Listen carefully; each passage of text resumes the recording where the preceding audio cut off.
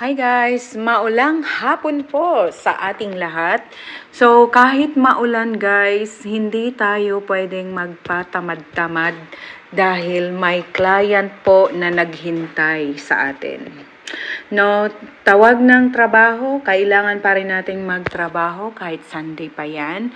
So lahat naman ng bagay na bibigyan talaga natin ng oras, basta't mamanage mo lang ng maayos yung oras mo.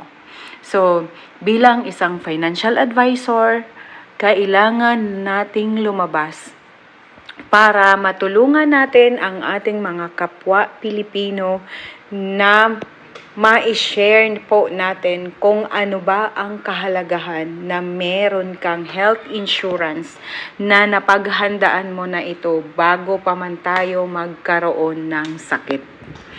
So, ito guys, kasama ko ang team ko.